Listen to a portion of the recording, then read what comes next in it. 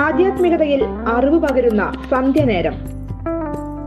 രാമായണ മാസത്തിൽ time news നിങ്ങൾക്ക് മുന്നിലെത്തിക്കുന്നു.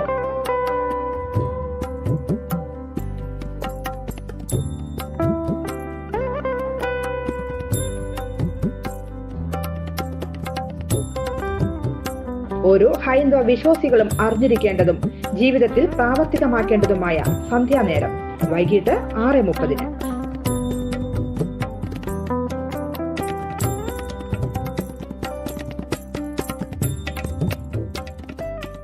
പുണ്യാത്മൻ സാദരം നമസ്തേ. രാമായണ മാസമായി ആചരിക്കുന്ന കർക്കടക മാസത്തിൽ അനവധി ആചാരാനുഷ്ഠാനങ്ങളുണ്ട്.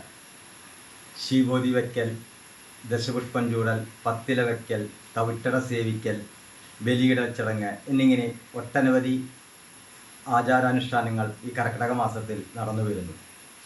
അതിൻ്റെ പ്രാധാന്യത്തെക്കുറിച്ചാണ് ഇന്നത്തെ വീഡിയോയിൽ ഉൾപ്പെടുത്തിയിരിക്കുന്നത്. കർക്കിടകത്തിലെ മറ്റൊരു അനുഷ്ഠാനമാണ് മുപ്പട്ട് വെള്ളിയാഴ്ചയിലെ തവിട്ടട സേവിക്കൽ. നെല്ലിൻ തവിടിൽ ഉണക്കത്തവിട് ശർക്കര ഉരുക്കി കൂട്ടിക്കുഴച്ച് കനത്ത ദോശ പോലെ തീക്കനലിൽ ചുടുന്നു. കാലത്ത് വെറും വയറ്റിൽ വേണം കഴിക്കുവാൻ.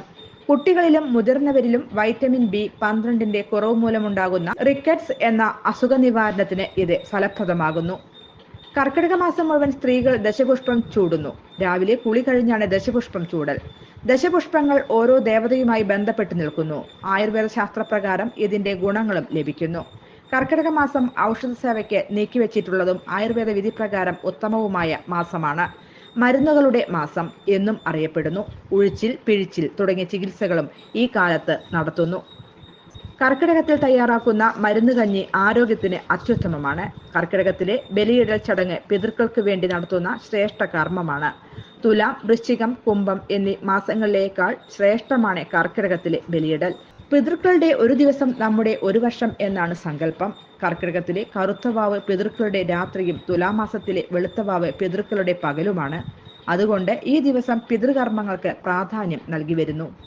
ഉത്തര കേരളത്തിൽ കണ്ടുവരുന്ന ആചാരമാണ് വേടൻ തെയ്യങ്ങൾ. ചെറിയ കുട്ടികളാണ് വേടൻ തെയ്യങ്ങൾ കെട്ടുക.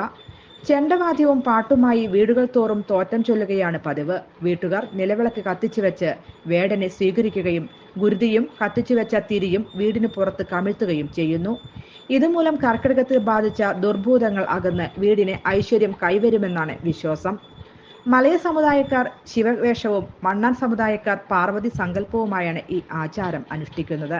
കർക്കിടകം പകുതി മുതൽ 5 ദിവസമാണ് വീടുകൾ തോറും വേടൻ തെയ്യം തോറ്റംപാട്ട് ആരംഭിക്കുന്നത്. കുടുംബക്ഷേത്രത്തിൽ തോറ്റം ചൊല്ലി ആരംഭം കുറിക്കുകയും സ്വന്തം വീട്ടിൽ തോറ്റം പാടി അവസാനിപ്പിക്കുകയും ചെയ്യുന്നു.